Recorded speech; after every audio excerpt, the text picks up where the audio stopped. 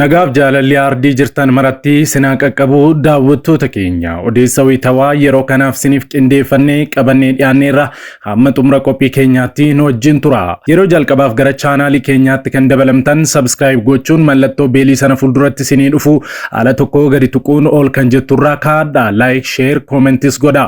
Yeroo kana gootanii kaasee yeroo hundumaa oduuwwan haaraan wayita gadhiifaman dafanii isin qaqqabu. Kallattiin gara oduu keenyaatti wal wajjinaa dabarru. Dhaabbata Gamtaa Afrikaa fi icciitii gurguddaa achi keessaa guurraman. Chaayinaan odeeffannoo Gamtaa Afrikaa guurratte. Dhaabbata Gamtaa Afrikaa kan Dr. Abiy Ahmed erga haareffamee eebbisan kana maaliif haaressuun barbaachise? Bulchitoonni Afrikaa yookaan mootonni Afrikaa wayita biyyoonni gurguddatan kottaa isin barbaannaa jedhan liqii fi maallaqa kadhachuuf jecha balbala isaanii cufatanii girrisanii dhaqanii karrarraa dhaabbatu. Isaan keessaa gaggeessaan biyya tokko yoo hafe nyaatanii bulleessanii diinummaa irratti dabarsanii tufu. Akka fakkeenyaatti walitti dhufeenya Afrikaa fi Chaayinaa, walitti dhufeenya Raashiyaa fi Afrikaa fi walitti dhufeenya Hindii fi Afrikaa fi kan kana fakkaatan kan jedhaman isaan muraasadha. Garuu sagantaa ofii haqanii gargaarsaaf wal duukaa girrisuun kun dabaa fi icciitii guddaa namatti fidee dhufa. Viidiyoowwanii fi oodiyoowwan gamticha keessaa waraabaman serveroota dhokatoodhaan Finfinneedhaa ka'anii gara Shaangaayitti gulufaa turan. Edaa Chaayinaan Gamtaa Afrikaa irratti waan qaanessaa hojjette. Odeeffannoo funaanaas turteetti. Ofii akkamitti Chaayinaan ijaarsa gamoo Gamtaa Afrikaa sababeeffachuudhaan odeeffannoo bulchitoota mootota Afrikaa yookaan biyyoota 55 akkamitti fudhatte? Bal'ina isaa qindeeffanneerra.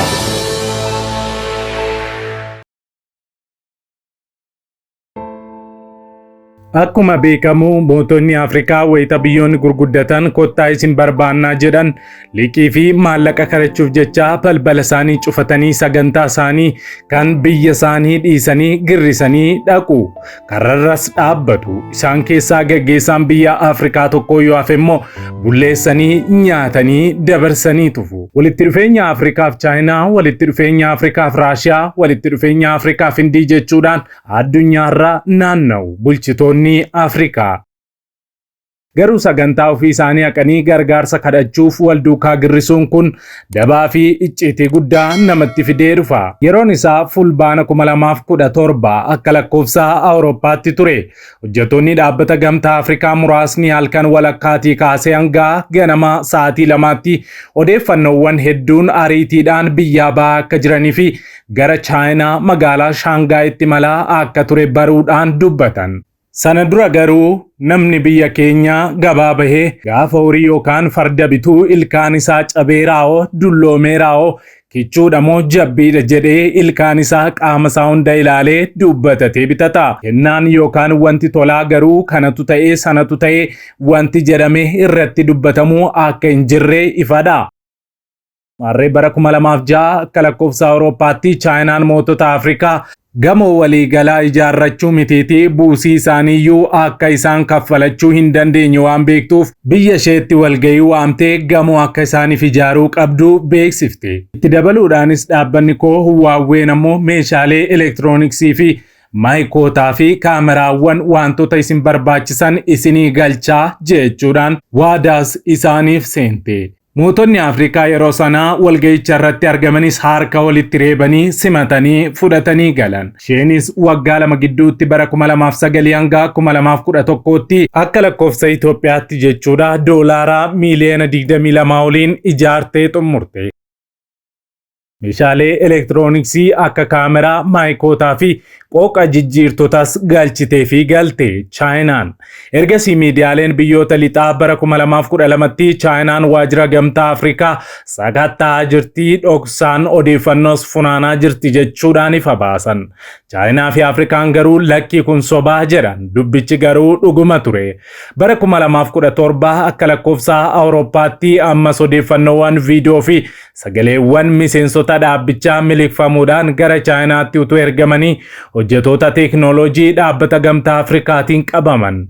Yommus ture pirezidaantii Ruwaandaa Pool Kaagameen gaafas kun hundumtuu kan nu mudateef sababa maallaqa ittiin ijaarrannu dhabneefidha jechuudhaan kan isaan garaarraa dubbatan. Maarree achii dura ta'an dhaabbatichaa meeshaaleen elektirooniksii dhaabbatichaaf karaa kaampaanii Chaayinaa Huwaawee galfame kun akka jijjiiramu gaafate.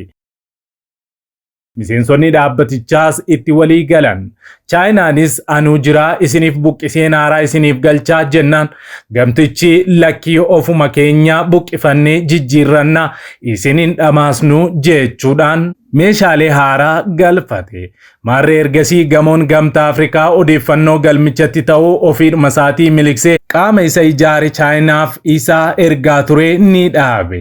Ta'us garuu hamma yeroo dhiyootti qulqullina ijaarsaa gamichaa wajjin wal qabate har'as wanti Chaayinaa wajjin haasa'amee hin dhumne akka ture ibsameera. Ergasii booda ture gamoon gamtaa Afrikaa lammiileedhuma Itoophiyaa fi Afrikaatiin deebifamee kan haareffamee maarree Dr. Abiyyi dabalatee aangaa'onni gamtaa Afrikaa kana ni beeku jechuudha. Ministeerri muummee Itoophiyaa Dr. Abiyyi Ahmed galma wayita dhaabbati tokkummaa Afrikaa hundaa'ee ijaarramee fi amma haareffamee eebbisiisaniiru. Ministeerri muummee Itoophiyaa Dr. Abiyyi Ahmed dhaabbata biyyoota gamtoomanitti galma Koomishinii fi Dinagdee Afrikaa kan haaromfames eebbisaniiru. Sagantaan gamoowwan haareffaman kunneen Finfinnee keessatti eebbisiisuu kun wayita barreessaan olaanaan dhaabbataa biyyoota gamtoomanii Antooniyoo Guutereezii fi pirezidaantiin Konfedereeshinii Kubbaa Miilaa Afrikaa CAF jechuudha Patrice Motsepe Itoophiyaa jiranitti raawwate. Qabsoo wanjoo kolonii bulchiinsa warra adii irratti taasifamee booda dureewwan biyyoota Afrikaa yeroo jalqabaaf 32 ta'an bara 1963 walga'uudhaan dhaabbata tokkummaa Afrikaa hundeessan. Teessoon isaa Finfinnee godhachuudhaan kan hundaa'e jarmiyaan kun biyyoonni Afrikaa walabummaa gonfatan akka jabaatanii fi kanneen walabummaa isaanii hin gonfannes akka wanjoo kolonii ofirraa darban gochuu kaayyeffatee hundaa'e. Teessoon jarmiyaa tokkummaa Afrikaa Itoophiyaa ta'uun mootii Itoophiyaa yeroo sana Haile Sillaaseef milkaa'ina guddaa ture. Mootiin Haile Sillaasee durataa jalqabaa dhaabbata gamtaa Afrikaa turan. Seerota idil-addunyaa beekuun hojiirra oolchuu ilaalchisee yeroo sanaa adda durummaan eeramaa kan ture Haile Sillaaseen teessoon dhaabbata gamtaa Afrikaa Finfinnee akka ta'uuf qabsoon taasisee laayyoo hin turre.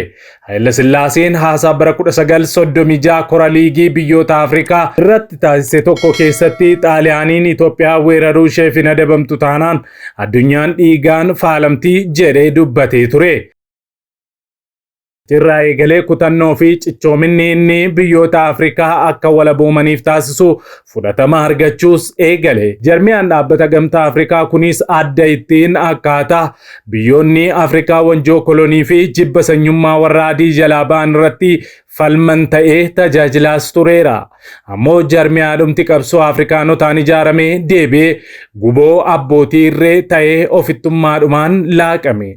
Dureewwan biyyoota yeroo sana qabsootti turanii aangoof jecha fedhii dhuunfaa irratti wallabuu eegalan. Waan fedhe yoo dhufellee aangoo hin gadhiisnus jedhan. Hundeessitoota keessaa tokko kan turan pirezidaantiin jalqabaa Tanzaaniyaa Juuliyaas Niijeree jarmichi dhaabbata daldala dureewwan biyyoota Afrikaatti geeddarameera jechuudhaan dubbatanii turan.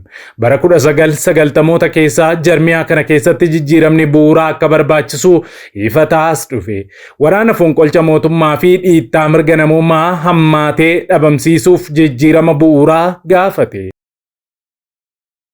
Bara 2002 ajandaa haaraa nagaa fi dimokiraasii bu'uuressuu irratti fuulleffatee qabatee jarmiyaan kun maqaa isaas fooyyessuudhaan gamtaa Afrikaatti geeddarame. Ergasii gamtaan Afrikaa seerotaa fi imaammatoota hedduu hojiirra oolcheera. Yoo jijjiiramni mootummaa karaa heeraan alaa uumame gamticha keessaa baasuu, walitti bu'insi karaa nagaan akka furamu tumsuu fi nagaaf tasgabbii uumuu irrattis hojjeta. Bara 2017 durataa Koomishinii gamtichaa ta'uun aangoo kan qabatan ministeerri muummee duraanii Chaad Muusaa Faaqii Mahammad aangoo isaanii goolabamees jira. Dhaabbati tokkummaa Afrikaa erga gara gamtaa Afrikaatti jijjiirame hanga yoonaa dureewwan Afrikaa 5 dura taa'ummaadhaan tajaajilaniiru. bara jalqabaa bara 2002 hanga 2003tti bara ce'umsaa Ivory Coast irraa Amaaraa Eesii bara 2003 hanga 2008 Maalii irraa Alfaar Umar Komare bara 2008 hanga 2012 ammoo Gaaboon irraa Jian Ping bara 2012 hanga bara 2017 ammoo Afrikaa Kibbaa irraa Kosazana Lamini Zuma fi bara 2017 hanga ammaatti ammoo Musaa Faaqii Mahammad bulchaa turaniiru. Dhaabbanni tokkummaa Afrikaa wayita hundeeffamu faaruu alaabaa dhaabbatichaa kan barreesse ammoo nama lammii Itoophiyaa Looreet Tsaggaayee Gabramadiin ture. Faaruun kun bara 1968 dhaabbata kanaan fudhatama argate. Bara 2002tti dhaabbati tokkummaa Afrikaa wayita gara gamtaa Afrikaatti geeddaramus faaruun kun ittuma fufe. Walaloon faaruu gamtaa Afrikaa ergaa Looreet Tsaggaayee Gabramadiiniin barraa'ee booda muuziqaa isaa kan qindeesse ammoo lammii Keeniyaa Arthur Mudogo Komilii yoo ta'u innis bara 1986 ture. Ergaan faaruu kanaa seenaa qabsoo walabummaa of danda'u humna namaa tokkummaa haqaa fi abdii Afrikaa kan of keessaa qabudha. Akkasumas akkamiin miira koloneeffatamuu keessaa akka ba'anii fi hojjettoonni ardii Afrikaa keessa jiran martii akkamiin miira tokkummaan akka socho'an kan ergaa dabarsudha. Alaabaa gamtaa Afrikaa ammoo kan bocee yaaddessaa Zawugaa Boojiyaati. Innis hojii irra kan oolee amajjii bara 2010 irraa eegaleetidha. Yaaddessaa Boojiyaa weellisaa ogeessa fakkii fi giraafiksii diizaayineraati. Ogummaa qabuttis fayyadamee mirga dhala namaaf qabsa. Sarbama mirga namummaa Oromoo dabalatee sabaa fi sablammoota Itoophiyaa keessa jiran akkasumas sarbama mirga Ameerikaa keessatti gurraachota irra ga'u balaaleffachuun hojiilee garaagaraa hojjeteera. Yaaddessaan alaabaan inni hojjetee hojii diizaayineroota guutuu addunyaa 116 keessaa dorgomee injifachuu isaa BBC'tti himee ture. Akkan injifadhu kan na taasise ergaa isaati. Magariisni Afrikaan qabeenya uumamaan badhaatuu ta'uu ishee mul'isa. Urjiileen biyyoota kan bakka bu'u yoo ta'u aduun ammoo Afrikaan kolonii jalaa baatee ofiin of bulchaa jiraachuu ishee mul'isa jedhee yaaddessaan. Namni yeroo jalqabaaf alaabaa Afrikaa kalaqe. Injifachuu isaatiin doolaara 10,000 akka argatee fi hooggantoota biyyoota Afrikaa 54 waliin wal arguuf carraa argachuusaa kan dubbatu yaaddessaan qarshii argate caalaa seenaa hojjetetti akka boonuu himee ture. Yeroo ammaa biyyoonni gamtaa Afrikaa biyyoota 55dha. Maalumaafuu yeroo ammaa kana qaamni isin gargaaru hedduun isaanii ati isaan gaddisiiftee jennaan dhuguma isin gargaaruuf waaqarraa argachuuf yaadanii utuu hin taane bu'aa malan argachuu barbaadanitudha. Bu'aa isaanis herreegataniitu gara keenyatti dhufu.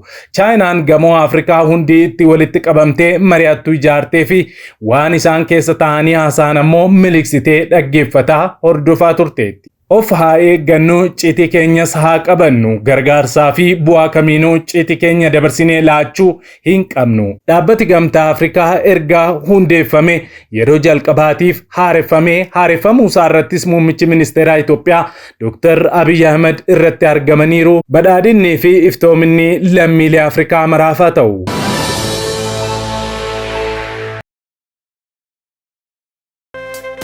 Fardaadhi gubbaa taa'een argame gonfol finansanaan si kan gonfame macaafoota cuufaa mutichinni banee inni jisaayifu Yesuustu argame. Ati guddaadha hundumaa bitaa jaalala keetii hunda dhuunfataa. Ati guddaadha hundumaa bitaa jaalala keetii hunda dhuunfattee.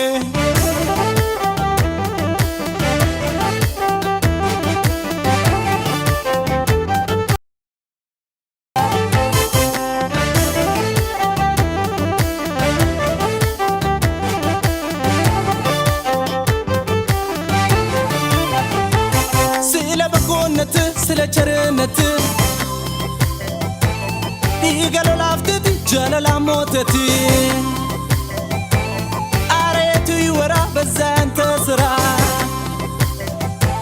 kebar hinomo motel kaliguyo ነጩ ፈረስ ላይ የተቀመጠው ጽድቅና ስልጣን በእጁ የሆነው ፊቱ እንደ ፀሐይ ነው የሚያበራ እንዘምርለት ስለሱ ላውራ ነጩ ፈረስ ላይ የተቀመጠው ጽድቅና ስልጣን በእጁ የሆነው ፊቱ እንደ ፀሐይ ነው የሚያበራ እንዘምርለት ስለሱ ላውራ እንካ ምስጋና እንካ እልልታ እንካ አምልኮዬ ኢየሱስ ጌታዬ እንካ ምስጋና እንካ እልልታ እንካ አምልኮዬ ኢየሱስ ጌታዬ ኦ ገለተኬ ኦ ገለታ ኦ ገለተኬ ኦ ገለታ ኦ ገለተኬ ኦ ገለታ ኦ ገለተኬ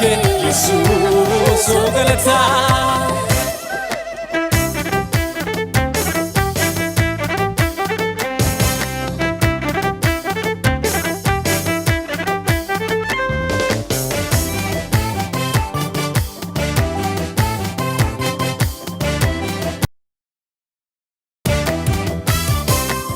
Waaqummaa kee himeftu yuunan qubsu hamma geessu dubbachuudhaan mul'isu dachaaf samii ifa jiru hundaa kanarra isan buuneen jijjiiramne si argeera Waaqummaa kee himeftu yuunan qubsu hamma geessu dubbachuudhaan mul'isu dachaaf samii ifa jiru hundaa kanarra isan buuneen jijjiiramne si argeera Waka gudda Yesol bate Jirtol fate Moti gudda Yesol bate Jirtol fate Waka gudda Yesol bate Jirtol fate Moti gudda Yesol bate Jirtol fate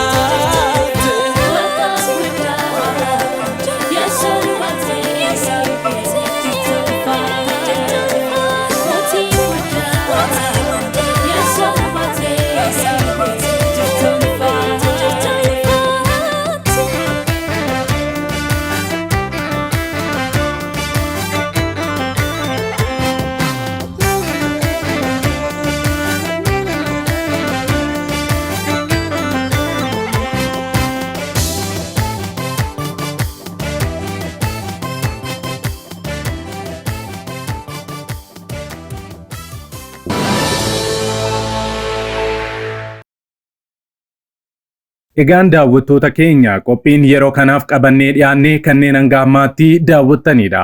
Qophii keenya walakkaatti kan nutti dabalamtan chaanaalii keenya subscribe, like gochuu hin dagatina. Saatotaan booda hanga walitti deebinutti nagaan tura.